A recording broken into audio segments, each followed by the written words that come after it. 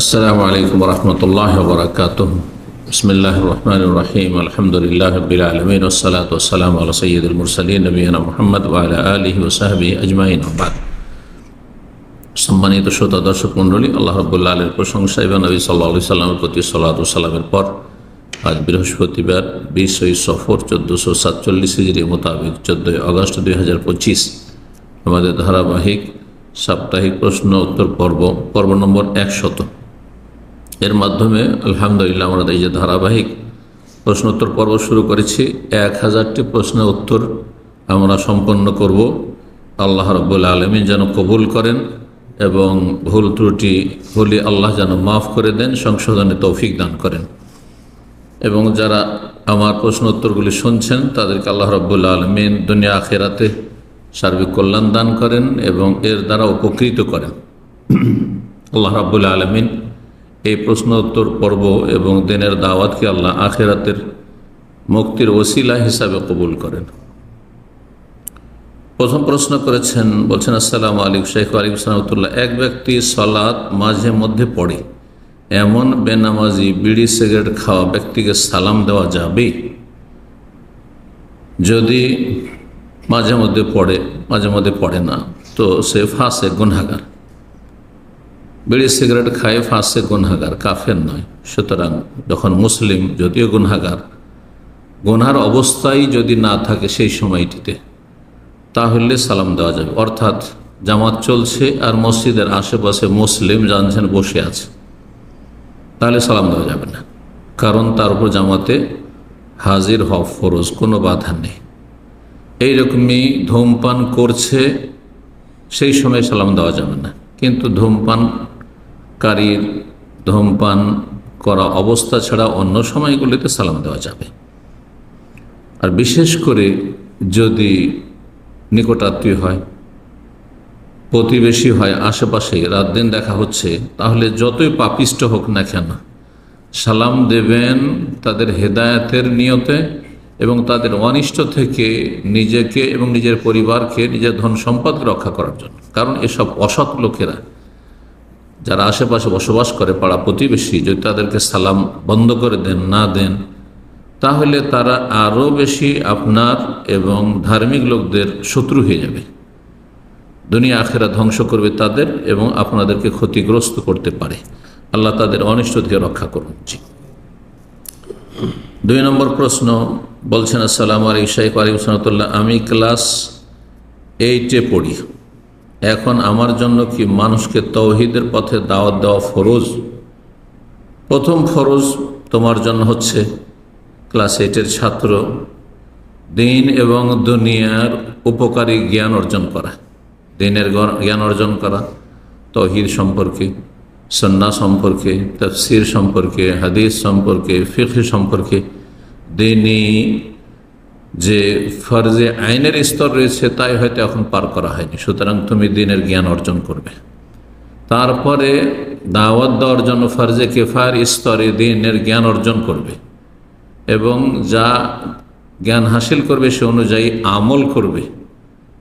আর যখন দেখবে যে হ্যাঁ আলহামদুলিল্লাহ আমার কাছে মোটামুটি দিনের জ্ঞান হয়েছে, যে সহি শুদ্ধ আমি জানছি, নিশ্চিত যে বিষয়গুলি সম্পর্কে মৌলিক দিনের বিষয় এবং ভালো করে জানা আছে, সেগুলি সম্পর্কে দাওয়াত দিতে পারবে সাথী সঙ্গীদেরকে।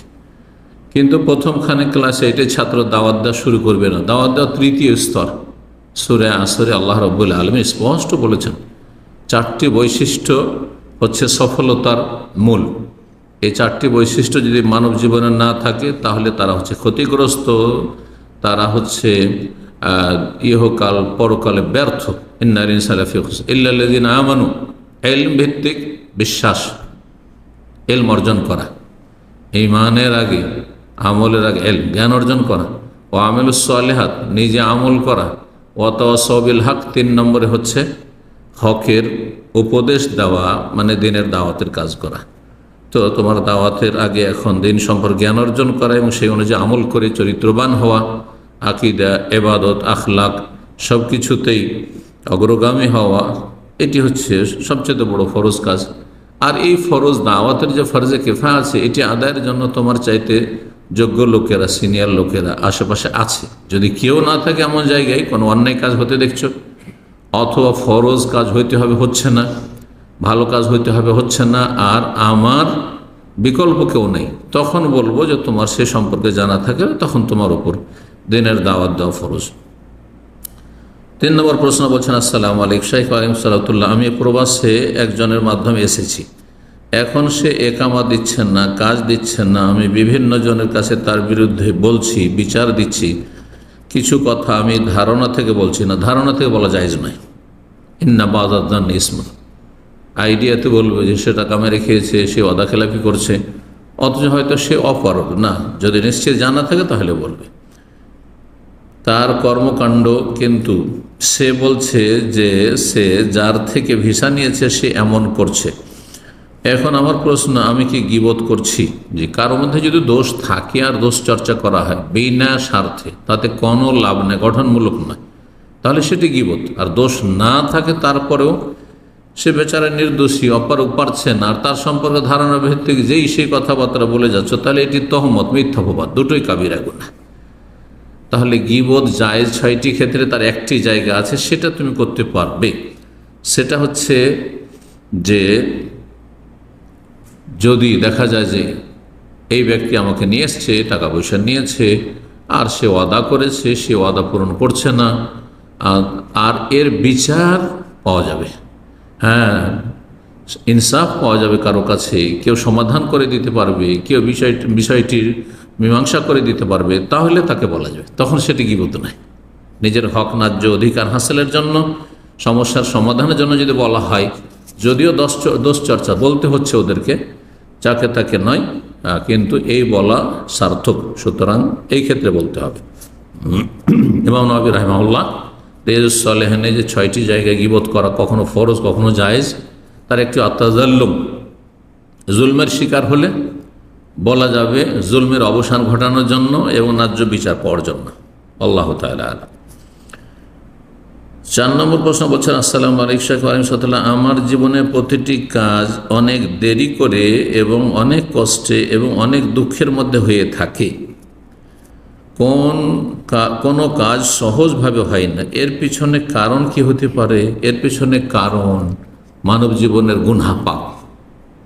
আমি বলছি না, আপনাকে জানিও না, চেনেও না, আপনার জীবনে পাপ আছে, কিন্তু পাপ থাকার সম্ভাবনা আছে।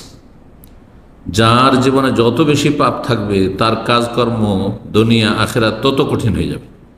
তার জন্য ধার্মিক হওয়া, পরহেজগার হওয়া কঠিন হয়ে যাবে, তার জন্য নামাজ ভারী লাগবে, তার জন্য রোজা রাখা ভারী লাগবে, তার জন্য নেকামল ভারী লাগবে, তার জন্য আল্লাহর রাস্তায় খরচ করা ভারী কষ্ট লাগবে, আর তার জন্য মাতা পিতার সেবা করা, মাতা পিতার সাথে সদাচরণ করা কঠিন লাগবে, তার নিজের জীবনের বিবাহ শাদী কঠিন হয়ে যাবে, ছেলে মেয়েদের প্রতিপালন কঠিন হয়ে যাবে, স্বামী স্ত্রী দাম্পত্য জীবনের মিল মহব্বত কঠিন হয়ে যাবে, যে কোনো সমাধানের জন্য, যে কোনো সমস্যার জন্য কোন অফিস আদালতে যাবে, সেখানে কাজ জটিল হয়ে যাবে। এগুলির পেছনে কারণ হচ্ছে মানুষের মাআসি, তাসিরুল উমুর। যেমন ইমাম ইবনুল কাইয়িম রাহিমাহুল্লাহ পাপের কুপ্রভাব, কুফল সম্পর্কে বিস্তারিত আলোচনা করেছেন। 120টির বেশি পাপের কুফল রয়েছে। এর দলিল কোরআনে কারিমের আয়াত, সূরা তালাক। আল্লাহ বলছেন, ওমাইয়াত্তাকিল্লাহ ইয়াজআল লাহু মিন আমরিহি ইউসরা, যে তাকওয়া অর্জন করবে, আল্লাহর ভয় ভীতির জীবনযাপন করবে, আল্লাহর ভয়ে ভালো কাজ করবে, আল্লাহর ভয়ে গুনার কাজ থেকে বেঁচে থাকবে, তার জন্য তার কাজকে আল্লাহ সহজ করে দেবে। যে আল্লাহ মিন আমরিহি ইউসরা, তার কাজকে আল্লাহ সহজ, অফিসে যাবেন কাজ সহজ হয়ে যাবে, বিয়ে শাদী করা সহজ হয়ে যাবে, রোজগার করা সহজ হয়ে যাবে, ব্যবসা বাণিজ্য যেখানে যাবেন সহজ হয়ে যাবে, সংসারের কাজ সহজ হয়ে যাবে, সুস্থতা সহজ হয়ে যাবে, দিন দুনিয়া সব সহজ হয়ে যাবে, ইবাদত বন্দেগী সহজ লাগবে, ভালো লাগবে। যে আল্লাহ মিন আমরিহি ইউসরা, সমস্ত কাজকে আল্লাহ সহজ করে দেবেন। আর যদি তাকওয়া আল্লাহ না থাকে, আল্লাহর ভয় ভীতি নেই, যার ফলে পাপ করেই যাচ্ছে, গুনাহের উপরে গুনাহ চলছে, গাফিলতি চলছে, ফরজ ওয়াজিবে ঘাটতি, হারাম নাজায়েজে লিপ্ত, হারাম আচরণ করছেন, হারাম দেখছেন, হারাম শুনছেন, হ্যাঁ, হারাম খাচ্ছেন, হারাম রোজগার করছেন, তাহলে জীবনের কাজকর্মগুলি কঠিন হয়ে যাবে। জি, আল্লাহ সহজ করুন। গুনাহমুক্ত হওয়ার তৌফিক আমাদের সকলকে দান করুন। 5 নম্বর প্রশ্ন বলছেন, আসসালামু আলাইকুম শাইখ ওয়া রাহমাতুল্লাহ, আমি একজন ডেলিভারি ম্যান। আমার জন্ম নিবন্ধন 18 বছর হয়নি, তাই বন্ধুর জন্ম নিবন্ধন দিয়ে কাজে জয়েন করি। আল্লাহ হিদায়াত করুন। এতে কি আমার ইনকাম হারাম? আপনার এই কাজটি, যে আচরণটি করেছেন, বন্ধুর নিবন্ধন দিয়ে আপনি কাজ নিয়েছেন, এই কাজটি হারাম কাজ করেছেন, গুনাহের কাজ। এতে থেকে তওবা করা ফরজ, সংশোধন করা ফরজ, এবং আল্লাহর কাছে তওবা ইস্তেগফার, ক্ষমা চান। কিন্তু যে কাজটি করছেন সেটা হচ্ছে ডেলিভারি করা। ডেলিভারির জন্য হয়তো আপনার গাড়ি চালাতে হচ্ছে, আপনার কাছে ড্রাইভিং লাইসেন্স আছে, আর ডেলিভারি আপনি ঠিক আমারও তো সাথে করে দিচ্ছেন আপনি, তাহলে আপনার কাজটা হালাল, কাজটা হালাল। সুতরাং আপনার রুজিকে হারাম বলতে পারবো না, তবে আপনার রুজি সন্দেহ করুন না। জি, এইরকম কাজ থেকে বেঁচে থাকেন, আল্লাহ রাব্বুল বেঁচে থাকার তৌফিক দান করুন। 6 নম্বর প্রশ্ন বলছেন, আসসালামু আলাইকুম শাইখ ওয়া আলাইকুম সালাম, যারা আগুনে পড়ে মারা যায় তাদেরকে কি শহীদের মৃত্যু বলা যাবে? নবী সাল্লাল্লাহু আলাইহি ওয়াসাল্লাম বলেছেন, আল হারিক শহীদ, যারা আগুনে জ্বলে মারা যাবে তারা শহীদ। কিন্তু শহীদ হওয়ার জন্য তার আগে শর্ত হচ্ছে, 1 নম্বর শর্ত ইসলাম, ঈমান, মুসলিম মুমিন হইতে হবে, কাফের শহীদ নয়। হ্যাঁ, সে জন্মসূত্রেই কাফের, অথবা মুসলিম সমাজের ঈমান ভঙ্গকারী কাফের, সাহের, জাদুকর, গণক, জ্যোতিষী, আর আগুনে পুড়ে মারা গেছে। নাস্তিক, আগুনে পুড়ে মারা গেছে। মুশরিক, মাজারে সেজদাকারী, আল্লাহ ছাড়া অন্যকে আহ্বান করে, আল্লাহ ছাড়া অন্য তাকে দিতে পারে, গোস কুতুব দুনিয়া ধরে আছে, এইসব শিরকি কুফরিতে বিশ্বাস, আর আগুনে জ্বলে মারা গেছে। বেনামাজি, একেবারে নামাজ পড়ে না, হ্যাঁ, বড় কুফরি, আর আগুনে জ্বলে মারা গেছে, শহীদ না? শহীদ নাই, এরা শহীদ নাই। সর্বনিম্ন ইসলাম আছে, ফাসিক, হয়তো বিভিন্ন পাপ আছে, কিন্তু তার তৌহিদ ঠিক আছে, ইসলাম ভঙ্গকারী কোনো কিছু তার জীবনে নেই। তাহলে আল্লাহ না করে কোনো মুসলিম ব্যক্তি যদি ফাসেকও হয় আর আগুনে জ্বলে মারা যায়, ডুবে মারা যায়, কোনো কিছুতে চাপা পড়ে বা ধাক্কা খেয়ে মারা যায়, অ্যাক্সিডেন্টে মারা যায়, ইত্যাদি ইত্যাদি, এই ধরনের নবী সাল্লাল্লাহু আলাইহি ওয়াসাল্লাম 7 রকমের মানুষকে শহীদ বলেছেন, আল্লাহর রাস্তার শহীদ ছাড়া। জি, কিন্তু তারা হুকমি শহীদ, মানে আল্লাহর হুকুমে, আল্লাহর বিধানে আর মর্যাদার দিক থেকে শহীদ। সত্যিকার হাকিকি শহীদ একমাত্র যে আল্লাহর কালেমা উচ্চার করার জন্য কাফেরদের হাতে নিহত হয়েছে, সেই ব্যক্তি শহীদ। তারপরেও সে ইখলাসের সাথে লড়াই করেছে না দুনিয়ার স্বার্থে করেছে, এগুলি দেখার বিষয়। সুতরাং আল্লাহর রাস্তায়ও কেউ যদি বাহ্যিক দেখা যায় যে সে নিহত হয়েছে কাফের হাতে, শহীদের সার্টিফিকেট দেওয়ার আমরা অধিকার রাখি না। এ অধিকার ওহি ছাড়া দেওয়া যায় না। যিনি শাহাদাতের মর্যাদা দেবেন আল্লাহ রাব্বুল আলামিন, তিনি একমাত্র দিতে পারেন। সুতরাং কোনো ব্যক্তিকে নিশ্চিত শহীদ বলবেন না, বলবেন আশা করি তিনি শহীদ, অথবা আল্লাহ তার শাহাদাত কবুল করুন, এভাবে বলবেন।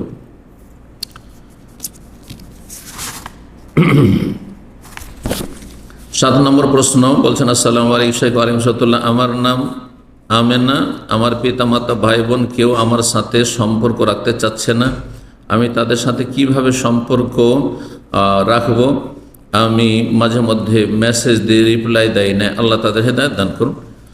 কল দিলেও রিসিভ করে না, তারা ক্ষতি করছে, নিজেদের ক্ষতি করছে, আপনার কোনো ক্ষতি করছে না।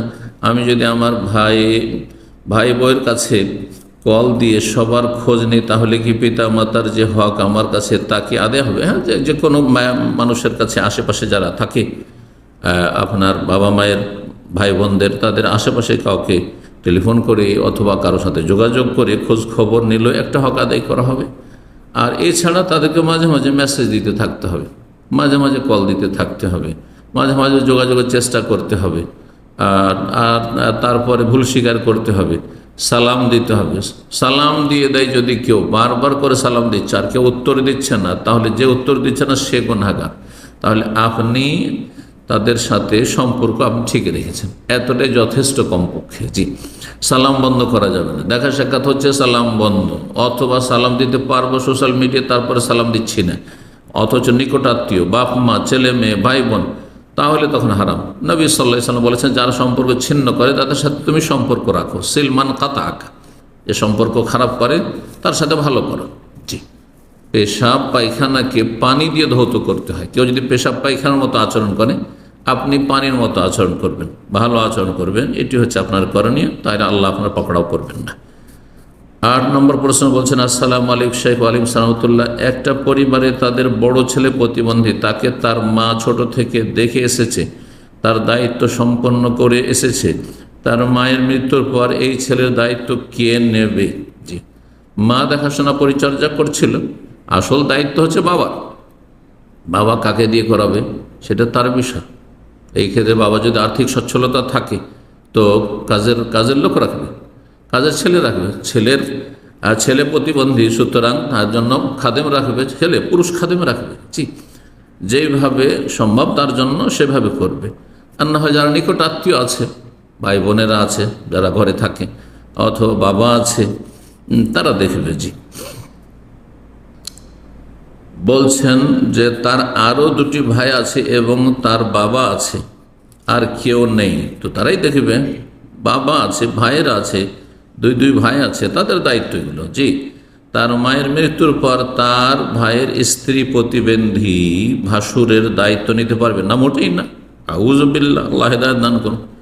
হ্যাঁ, ভাসুরের প্রতিবন্ধী ভাসুর আর ছোট ভাইয়ের স্ত্রী কেন ভাসুরের খেদমত করবে? মোটেই জায়েজ না, তাকে স্পর্শ করা জায়েজ নয়। জি, কেননা সে তো পর্দাশীল, আর পর্দাশীল হোক আর না হোক এজন মুসলিমের জন্য হারাম যে নন মাহরামের গায়ে হাত দেবে। জি, আর ভাসুর তো নন মাহরাম, এই ক্ষেত্রে করণীয় কি হবে? যেমনটা বললাম করণীয় হবে, বাবার উপরে ফরজ, সে নিজে করবে না পয়সা দিয়ে করাবে? ভাইদের ফরজ, নিজেরা করবে না পয়সা দিয়ে চাকর রেখে করাবে? তাদের কাজ সেটি। আল্লাহ তাদের হেদায়েত দান করুন। জি, 9 নম্বর প্রশ্ন বলছেন, আসসালামু আলাইকুম শেখ। ওয়ালাইকুম সালামতুল্লাহ। আমাদের দেশে ফজরের জামাত যখন শুরু হয় তখন ফর্সা হয়ে যায়, সালাত শেষ করে 7-8 মিনিট পর সূর্য উঠে যায়। এরা জাহেল, আল্লাহ হেদায়েত করুন। এদের এই নামাজ অপছন্দনীয় টাইমে। এরা আল্লাযীনা আন সালাতিহিম সাহুনের অন্তর্ভুক্ত। সূরা মাউনে আল্লাহ বলেছেন, ফাওয়াইলুল লিল মুসাল্লিন, এইরকম নামাজীদের জন্য ওয়াইল নামক জাহান্নাম, দুর্ভোগ রয়েছে, ধ্বংস রয়েছে, সর্বনাশ রয়েছে। নামাজ পড়েও সর্বনাশ, ওয়াইল, দুর্ভোগ, ক্ষতি। আল্লাযীনা হুম আন সালাতিহিম সাহুন, যারা নামাজ সম্পর্কে গাফিল, উদাসীন, পড়ছে না, এই করতে করতে যখন সূর্য উঠতে 10 মিনিট 15 মিনিট বাকি, তখন ফজর পড়ছে। সূর্য ডুবতে যাচ্ছে আধা ঘন্টা 20 মিনিট আছে, তখন আসর পড়ছে। এরা আন সালাতিহিম সাহুন, নামাজ সম্পর্কে তারা উদাসীন, গাফিল। জি, এই আয়াতের অন্তর্ভুক্ত, এই শাস্তির অন্তর্ভুক্ত। আল্লাহ তাদের হেদায়েত দান করুন। এরা বিদআতপন্থী। তাই আমি বেশিরভাগ সময় ঘরে সালাত আদায় করি। আউয়াল ওয়াক্ত পড়ে নেবেন ঘরে, আউয়াল ওয়াক্ত পড়বেন, এটি হচ্ছে আপনার জন্য উত্তম। আর এত দেরি করে পড়া জায়েজই নয়। আউয়াল ওয়াক্ত থেকে 10 মিনিট আধা ঘন্টা লেট হলে এটা চলবে, জায়েজ। 3টার সময় বা 3:15টার সময় আসর হয়ে যাচ্ছে, কেউ যদি 4টা পর্যন্ত পড়ে, ঠিক আছে, 4টা 4:15টায়, কিন্তু 6টায় বেলা ডুববে আর 4:45টায় 5:30টায় নামাজ পড়ছে আসরের, মোটেই জায়েজ নয়। জি, গুনাহগারেরা ইচ্ছা করে পড়ছে, সুতরাং এরা গুনাহগার। মানুষ নিরুপায় ব্যক্তির জন্য আলাদা কথা, ঘুম ভাঙেনি অথবা ভুলে গেছিল ইত্যাদি ইত্যাদি, সেই ক্ষেত্রে শুধু ছাড় আছে। তো বলছেন, তাতে আমার জামাত ছুটে যাচ্ছে, এখন আমি কি করব? আপনি বাড়িতে আপনার ছেলে পরিবার নিয়ে জামাত করে নেবেন। জি, 10 নম্বর প্রশ্ন বলছেন, আসসালামু আলাইকুম শেখ। ওয়ালাইকুম সালামতুল্লাহ। একজন আলেম বলেছেন সূর্য ডুবার সময় লাইট জ্বালিয়ে দেওয়া শিরক। ও আলেমই না, ও জালেম। তার বক্তব্য কি সঠিক? জালেমের বক্তব্য কি করে সঠিক হইতে পারে? সে আলেমই না, ও জাহেল, মূর্খ। জি, হাদিসে বুঝেন না। নবী করিম সাল্লাল্লাহু আলাইহি সাল্লামের হাদিস রয়েছে, যখন সূর্য ডুবে যাবে তখন তোমরা কি করিও, এই করবে, জানলাগুলো বন্ধ করে দেবে। মানে রাত হয়ে গেল, জানলাগুলো বন্ধ করে দেবে। দরজা খোলা থাকলে দরজা বন্ধ করে দেবে। দরজা খোলা আছে, গ্রামে গঞ্জে দরজা খোলা থাকে, দরজা ব্যবস্থা আছে, দরজা লাগিয়ে দেবেন, দরজা বন্ধ করে দেবেন। কেন? যে ফাইনা শায়তান লা ইয়াফতাহু বাবান মুগলাকা, শয়তান যদি দরজা বন্ধ থাকে তো খুলে ঢুকতে পারে না, আর দরজা খোলা থাকলে আপনার বাড়িতে শয়তান ঢুকে যাবে। এটা হচ্ছে কারণ, জানলা দরজা এগুলো বন্ধ করে দেবেন। আচ্ছা, তারপরে নবী সাল্লাল্লাহু আলাইহি ওয়াসাল্লাম বলেছেন যে আতফিউ সিরাজ, যদি প্রদীপ জ্বলে তাহলে সেটা নিভিয়ে দেবে। হ্যাঁ, এখানে লিখেছে প্রশ্ন যে সূর্য ডুবার সময় লাইট জ্বালিয়ে দেওয়া শিরিক। প্রথম কথা, হাদিসে শিরিকই নেই। হ্যাঁ, আছে যে সন্ধ্যা লাগলে মানে রাত হলে তোমরা কি করবে, আথিউ সিরাজ, প্রদীপ নিমিয়ে দেবে। আচ্ছা, প্রদীপ নিমিয়ে দেওয়ার কারণটা কি? মানে সূর্য ডুবলে প্রথম লাইট নিমিয়ে দিতে হবে? আজকাল প্রদীপ ব্যবহার করে না মানুষ, চেরাগ ব্যবহার করে না, লণ্ঠন ব্যবহার করে না, ল্যাম্প ব্যবহার করে না। একসময় ছিল, বিদ্যুৎ যখন ছিল না, তো লাইট নিমিয়ে দিতে হবে, এটা উদ্দেশ্য নাকি অন্য কোনো উদ্দেশ্য রয়েছে? তারপরের অংশটুকু যদি বুঝতো এই জাহেল, তাহলে এই কথা বলতো না। নবী সাল্লাল্লাহু আলাইহি ওয়াসাল্লাম বলছেন যে কারণ যে এঁদুর বা এঁদুরের বাচ্চা আছে এরা খুব দুষ্ট, এঁদুরের স্বভাব খুবই খারাপ। কি করে? প্রদীপ, লণ্ঠনও সেটা সম্ভব নয়, হয়তো লাইটও সম্ভব নয়। সেটা 1400 বছর আগে চেরাগ জ্বলতো, প্রদীপ। আমরা ছোটকালে প্রদীপ ব্যবহার করেছি। হয়তো বাড়িতে একটা লণ্ঠন থেকেছে আর হয়তো একটা ল্যাম্প থেকেছে, খুব যদি একটু পয়সা থাকে তাহলে আমরা ল্যাম্পেও পড়েছি, এমন এক সময় প্রদীপও পড়েছি। প্রদীপে আগুন খোলা থাকে, আগুন জ্বলছে। তো এঁদুর সম্পর্কে নবী সাল্লাল্লাহু আলাইহি ওয়াসাল্লাম বলছেন যে এঁদুরের বদভ্যাস হচ্ছে, শয়তানি দুষ্টামি হচ্ছে, যে ফিতাটি যেহেতু চর্বি দিয়ে, সেই যুগে চর্বি জ্বালানো হতো। আমাদের দেশে যে চেরাগ জ্বালানো হইতো বা লণ্ঠন, তাতে কেরোসিন তেল জ্বালানো হইতো বা ডিজেল তেল, কিন্তু তখন হয়তো কি চর্বি দিয়ে জ্বালানো হতো। এখন চর্বিতে যেহেতু গোস্তের ঘ্রাণ আছে, হ্যাঁ, সুতরাং মনে করে এঁদুর যে এখানে মানে আমার খাবার আছে, তখন ওই ফিতাকে টেনে নিয়ে পালাতে শুরু করে। ওই চেরাগ থেকে ফিতা টেনে নিয়ে পালাতে শুরু করবে। যদি চেরাগ থেকে ফিতাটাকে টেনে নিয়ে পালাতে শুরু করে, তাহলে বাড়িঘর তো তখন খড়ের, হ্যাঁ, খেজুরের ডালপালা না, দেশে খড়ের বাড়ি, হ্যাঁ, তো বা যে কোনো মালসামান রাখা আছে, যদিও পাকা বাড়ি, তো আগুন লাগিয়ে দিবে, সেখানে লাগিয়ে দিবে। সেই জন্য যতক্ষণ জেগে আছো ততক্ষণ তো দেখতে পাচ্ছ যে তোমার, হ্যাঁ, প্রদীপ, হ্যাঁ, ফের আশেপাশে এঁদুর নেই বা বাড়িতে এঁদুর নেই। কিন্তু ঘুমিয়ে যাওয়ার পরে উদ্দেশ্য হচ্ছে, ঘুমিয়ে গেলে যেহেতু তখন তোমরা অচেতন, তখন যদি প্রদীপ জ্বলতে থাকে তাহলে এঁদুরে সেই প্রদীপের ফিতাটা টেনে আগুন সহ নিয়ে ছুটবে এদিক সেদিক, আর সব কিছু বাড়িঘর জ্বালিয়ে ধ্বংস করে দেবে। সুতরাং তোমরা যখন ঘুমাবে, হ্যাঁ, সন্ধ্যা লাগা মানে সন্ধ্যার পরেও যখন ঘুমিয়ে যাবে, তখন তোমরা প্রদীপ নিমিয়ে দেবে। লাইট নেমানো জরুরি নয়, কিন্তু লাইট কমিয়ে দিতে হবে। লাইট জ্বালিয়ে কেন ঘুমাবেন আপনি? অপচয় কেন করবেন? যেখানে লাইটের হলে একটা লাইটের প্রয়োজন আছে, যতটা লাইটের প্রয়োজন, একটা দুটো লাইটের ততটা রাখলেন, আর বাকিগুলো নিভিয়ে দিলেন। এই হচ্ছে হাদিসের উদ্দেশ্য। তো হাদিস শুধু জানলে হবে না, হাদিসে শুধু তরজমা পড়লে হবে, ফতোয়া দিলে হবে না। যারা শুধু তরজমা পড়া ফতোয়া দেয়, তাদের ফতোয়ায় উদ্ভট ফতোয়া রয়েছে, হ্যাঁ, আজব ফতোয়া রয়েছে, এমন আজব উদ্ভট ফতোয়া রয়েছে যে আল্লাহ হেফাজত করে সব জাহেল মুফতি থেকে। হাদিস থেকে ফিকহ, হ্যাঁ, জ্ঞান হাসিল করতে হবে যে কি জন্য এই কথা বলেছেন নবী সাল্লাল্লাহু আলাইহি ওয়াসাল্লাম। আর তার দলিল সেখানে স্পষ্ট যে এঁদুরে নিয়ে তোমাদের প্রদীপের ফিতা নিয়ে পালাতে শুরু করবে, ছোটাছুটি এদিক সেদিক, আর তোমাদের ঘর বাড়ি জ্বালিয়ে দেবে। সুতরাং তোমরা ঘুমাবার আগে বাড়ির প্রদীপ নেমে দেবে, কথা বলা হয়েছে। আল্লাহু তাআলা আলাম। ওয়া সাল্লাল্লাহু ওয়া সাল্লাম নবিয়ানা মুহাম্মদ ওয়া আলা আলিহি ওয়া সাহবিহি আজমাইন।